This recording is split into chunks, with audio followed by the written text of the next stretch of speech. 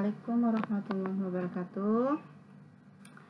Selamat pagi siswa-siswi kelas 10 IPA. Mudah-mudahan masih semangat untuk mengikuti PJJ Kimia hari ini.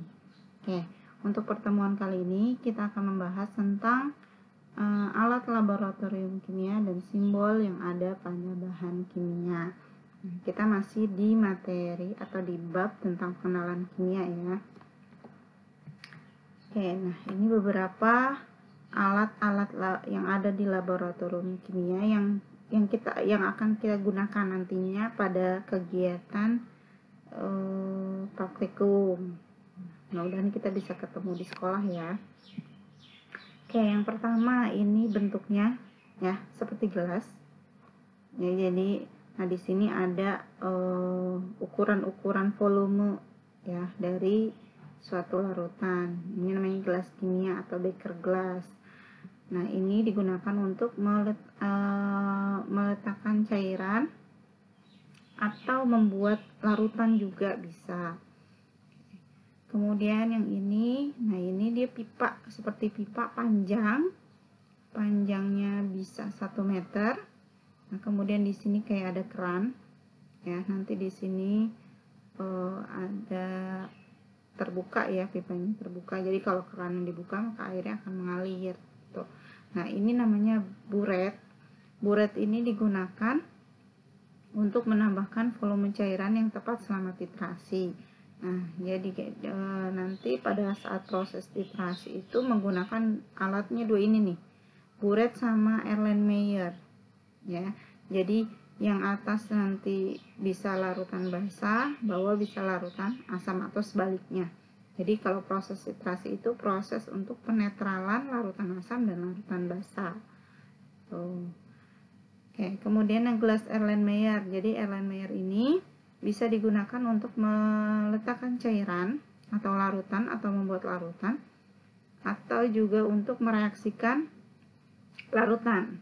Ya, yang tadi untuk proses titrasi seperti itu mereaksikan larutan supaya larutan asam dan basah menjadi netral.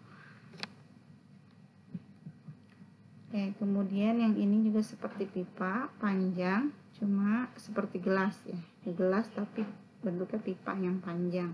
Namanya gelas ukur. Di sini juga ada ukuran-ukuran volume. Ini digunakan untuk mengukur atau memperkirakan volume cairan atau larutan yang akan kita gunakan ya. Biasanya volumenya dalam satuan mililiter ya, jadi tidak terlalu banyak, tidak sampai 1 liter. Kalau untuk yang sampai literan ya tadi kita menggunakannya gelas kimia. Oke, kemudian ini juga kayak pipa, cuma di sini dia di bawahnya oval ya bentuknya, jadi tidak bisa diletakkan di atas meja. Dia harus menggunakan rak khusus untuk meletakkan tabung reaksi ini ya. Jadi ada raknya untuk bisa meletakkan tabung reaksi. Nah, tabung reaksi digunakan untuk mereaksikan larutan kimia yang jumlahnya tidak banyak ya, yang sedikit, hanya beberapa mili. Kemudian dia juga bisa digunakan untuk memanaskan suatu larutan. Nah, kalau untuk memanaskan suatu larutan dia harus menggunakan penjepit karena kan panas. Oke. Kemudian ini corong ya, seperti corong yang ada di dapur rumah kamu mungkin, cuma ini bentuknya atau terbuat dari gelas atau kaca ya, digunakan untuk menyaring atau kita kalau menuang larutan ke dalam kayak ini nih, gelas ukur yang bentuknya pipa atau tadi buret ya, kita harus menggunakan corong supaya larutannya tidak tumpah kemana-mana. Oke, kemudian ini adalah kertas. Ini adalah kertas saring. Kertas saring itu digunakan untuk menyaring sebuah larutan, suatu larutan. Jadi misalkan kayak kita mau menyaring mau menyaring koloid gitu ya, kita menggunakan kertas saring ini. Atau menyaring suspensi juga sama, kita menggunakan kertas saring ini. Jadi dihasilkan larutan cairan yang jernih. Kemudian ini seperti sendok, cuma dia kecil sekali. Sendok yang kecil cuma panjang. Nah, ini namanya spatula. Spatula itu ya digunakan untuk mengambil zat yang padatan ya, jadi jumlahnya sedikit. Misalkan kita mau menimbang zat padatan, ya kita mengambilnya dengan menggunakan spatula ini. Kemudian ini pipet ya, ini ada karet yang digunakan, kita jepit, nanti dia larutan akan masuk ke dalam pipanya ini ya. Jadi dengan cara ini dipencet, masukkan ke dalam larutan dulu, kemudian ini dipencet, nanti cairan atau larutan masuk ke dalam pipanya. Nah, pipet ya untuk mengambil cairan dalam jumlah yang sedikit. Oke, kemudian ini adalah mikropipet. Kalau ini lebih ini lagi, volumenya lebih sedikit lagi ya. Jadi kita tekan ujung alatnya ini, nanti kita dapatkan atau kita ngambil cairan yang jumlahnya sedikit. Terus kalau ini namanya batang pengaduk. Jadi batang pengaduk ini terbuatnya dari kaca. Bedanya dengan ini, kalau ini ya bentuknya ujungnya ya sama seperti sendok ya, melengkung. Kalau ini dia bulat aja, tidak melengkung gitu. Jadi hanya dibuat untuk mengaduk suatu larutan. Oke, kemudian ini seperti buret ya. Seperti buret tapi tidak ada tidak ada kerannya. Nah, ini panjang. Nah, ini namanya pipet gondok. Jadi nanti di atasnya kita tambahkan karet untuk mengambil larutan ya. Seperti pipet yang tadi, cuman nanti karetnya lebih besar lagi. Oke, ini digunakan untuk mengambil larutan dalam jumlah yang lebih banyak dan volumenya jelas gitu, karena di sini ada ukuran volumenya. Kemudian ini plat tetes ya, di sini biasanya kita gunakan untuk meletakkan cairan atau larutan dalam jumlah yang sedikit, atau kita mau mereaksikan beberapa larutan di dalam jumlah yang sedikit ya, kita menggunakan ini. Misalkan dalam jumlah ya paling 1 tetes 2 tetes ya, kalau ini bisa digunakan. Nah, nanti kita gunakan ini biasanya di kelas 11 untuk membedakan mana larutan asam sama basa. Oke, ini rak tabung reaksi ya. Tadi tabung reaksi itu tidak bisa berdiri karena bawahnya itu bentuknya oval. Jadi ini tidak bisa berdiri kalau tidak diletakkan di rak ini. Jadi tabung reaksi harus diletakkan di rak ini supaya bisa berdiri. Kemudian ini adalah penjepit untuk tabung reaksi. Jadi kalau kita mau memanaskan larutan dengan menggunakan tabung reaksi, maka kita harus menggunakan penjepit ini supaya tangan kita juga tidak panas. Terus ini adalah ya yang saya jelasin ininya nih, statif dan klem. Jadi statif dan klem ini terbuat dari besi. Ini untuk menjepit dan menopang buret ketika proses titrasi. Ini buretnya nih yang panjang. Oke, kemudian ini ada 2 timbangan. Ini timbangan atau neraca manual, kalau ini digital. Kalau manual nanti di sini ada ukurannya beratnya itu ada yang beratnya koma ya, desimal, kemudian ada yang satuan, ada yang puluhan, dan ada yang ratusan. Nah, ini semua harus kita ukur sampai bandulnya seimbang. Nah, kalau digital kan gampang, kita tinggal meletakkan zat padat sampai kita inginkan berapa jumlah zat yang akan kita gunakan untuk proses praktikum kimia. Oke, kemudian ini ada kaca arloji. Dia kaca kayak piring ya, kecil, sedikit lonjong. Jadi ini digunakan untuk menguapkan sejumlah larutan, atau kita juga bisa gunakan untuk meletakkan zat padat ketika ditimbang ya. Nah, Ya, jadi kita menggunakan ini supaya timbangannya tidak kotor. Kemudian kita juga meletakkan zat padat ke dalam gelas kimia atau ke tempat lain juga lebih mudah. Oke, kemudian ini adalah kaki 3. Kaki 3 ini digunakan ketika kita memanaskan suatu larutan dengan menggunakan gelas kimia atau Erlenmeyer. Nah, kita meletakkannya di sini di atasnya.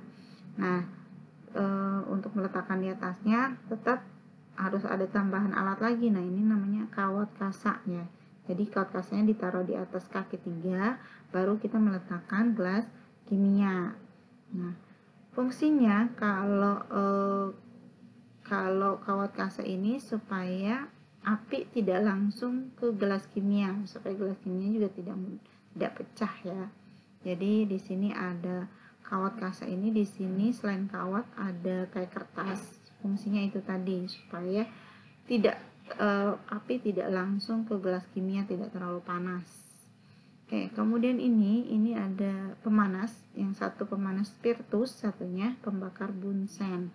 Digunakan untuk tadi memanaskan larutan. Nah, kalau ini kita menggunakan spiritus, kemudian nanti ada sumbu, baru kita nyalakan apinya. Kalau ini harus menggunakan gas. Oke, selanjutnya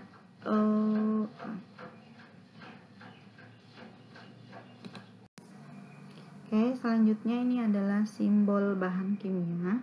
Simbol yang pertama ini bentuk lambangnya X gitu ya, gambarnya X. Ini adalah iritan. Jadi ini bisa menyebabkan iritasi, gatal-gatal, dan menyebabkan luka bakar pada kulit. Nah, contohnya ini larutan-larutannya ya, NaOH, kemudian benzol atau fenol, kemudian klor atau asam sulfat juga bisa. Asam sulfat yang konsentrasinya rendah juga sama, itu bisa menyebabkan gatal-gatal, kemudian atau bahkan luka bakar pada kulit. Ya, sebaiknya kita kalau ke laboratorium kimia sebaiknya memang menggunakan sarung tangan medis, sarung tangan karet, supaya kita tidak terkena bahan-bahan kimia yang berbahaya. Kemudian ini adalah masih lambangnya X, cuma ada kayak padi. Ini namanya harmful. Jadi ini bisa merusak kesehatan tubuh kita bila kita berkontak langsung atau kita menghirupnya ya. Jadi jangan sampai terhirup, jangan sampai juga terkena kulit. Contohnya bahan yang tersebut yang berbahaya adalah etilen glikol atau diklorometan. Nah, sebenarnya kalau kita habis ke laboratorium kimia, kemudian kita menggunakan bahan-bahan kimia yang berbahaya seperti ini, setelah dari laboratorium kimia kita netralisir tubuh kita dengan meminum susu, karena susu itu untuk menetralisir racun yang ada di dalam tubuh kita. Oke, kemudian gambar tengkorak. Gambar tengkorak ini namanya toksit ya. Ini bersifat, artinya bahan kimia tersebut beracun dan bisa menyebabkan kematian apabila terhirup atau bahkan masuk ke dalam tubuh kita ya. Rata-rata memang bahan kimia memang beracun ya, jadi jangan sampai masuk ke dalam tubuh kita. Contohnya metanol, benzen. Kemudian ini ada tangan, dan ini logam nih, ini kayak besi gitu ya. Jadi kalau terkena cairan atau larutan kimia ini, maka besi akan korosi, terkikis. Kemudian tangan bisa menyebabkan luka bakar ya, ini namanya korosif. Korosif itu artinya kalau terkena logam bisa menyebabkan karat, lama-lama terkikis logamnya. Kalau kena anggota tubuh kita, terutama bagian luar, itu dia akan mengalami minimal gatal-gatal dulu sampai akhirnya luka bakar. Jadi usahakan jangan sampai terkena cairan kimia ini. Nah, ini biasanya rata-rata adalah larutan asam, ya, larutan asam dengan konsentrasi yang tinggi. Kalau yang konsentrasi rendah paling gatal-gatal. Kalau konsentrasi tinggi itu ya bisa menyebabkan luka bakar. Contohnya kayak air keras. Air keras itu ya itu adalah jenisnya larutan asam dengan konsentrasi yang tinggi. Kalau terkena larutan asam tersebut atau air keras tersebut, maka anggota tubuh kita yang terkena akan rusak permanen yang tidak bisa dikembalikan normal lagi. Nah, kemudian larutan NaOH yang lebih dari 2%, itu juga berbahaya. Oke, kemudian ini ada gambar api. Ini namanya adalah flammable. Flammable ini dia mudah terbakar. Jadi hati-hati. Jadi terhadap bahan kimia yang sangat mudah terbakar kalau ada sedikit api. Ya, contohnya ya minyak-minyak kayak bensin juga itu termasuk flammable. Kemudian minyak pokoknya yang bensin dan jenisnya itu tidak boleh ada api sedikit pun. Oke, kemudian ini seperti bom yang meledak, namanya eksplosif. Nah, ini bahan kimia yang mudah meledak jika ada panas atau gesekan. Ya, jadi hindari gesekan dan juga api di dekat bahan kimia yang ada simbol seperti ini. Contohnya kalium klorid, kemudian amonium nitrat, trinitrotoluen. Nah, seperti ini. Oke, terus ini ada lagi api. Nah, ini namanya flammable solid. Flammable solid adalah padatan yang mudah terbakar. Jadi kalau hindari, nah biasanya padatan ini malah mudah terbakar kalau kontaknya dengan air. Justru kalau dia kontak dengan air menimbulkan api, menghasilkan api. Contohnya rata-rata itu adalah atau unsur-unsur yang ada di golongan 1A, 2A, atau juga ada sulfur, ya, picric acid. Nah itu ya, natrium juga sama, itu mudah terbakar.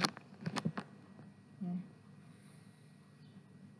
Oke, kemudian ini oxidizing, jadi ada cincin tapi kayak ada api gitu ya. Ini juga sama, bisa menyebabkan kebakaran kalau kontak dengan bahan organik. Kayak contohnya hidrogen peroksida, kalium perkolat. Hidrogen peroksida itu salah satu bahan yang ada di dalam pemutih pakaian. Nah, terus ini ada gambar pohon mati, kemudian ikan mati. Ya, ini dangerous for environment.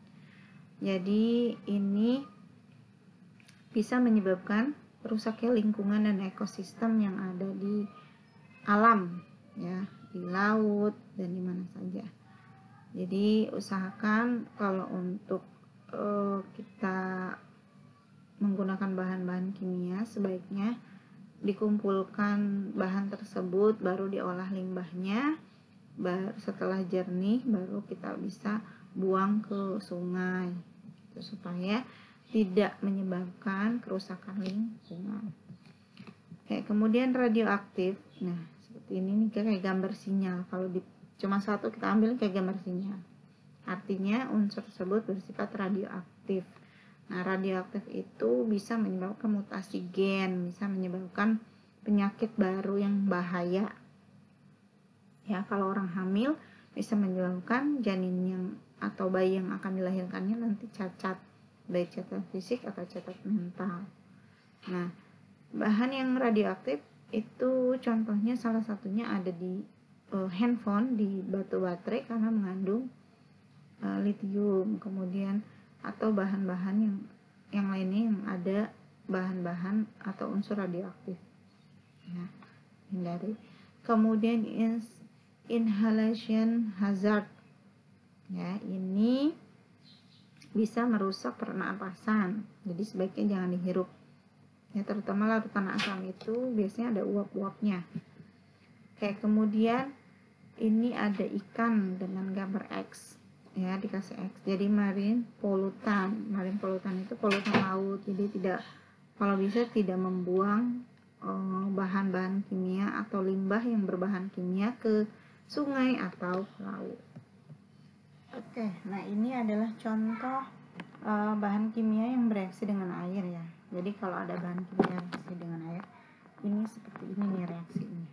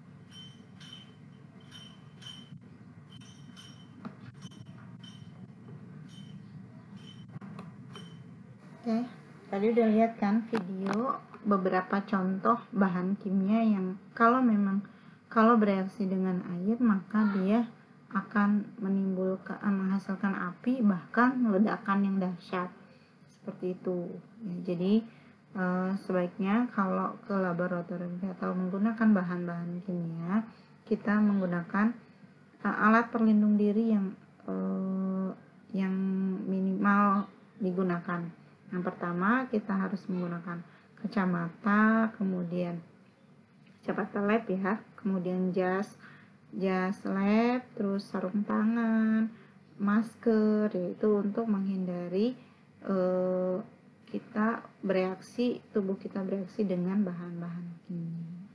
Oke, sampai sini dulu untuk pertemuan kita kali ini.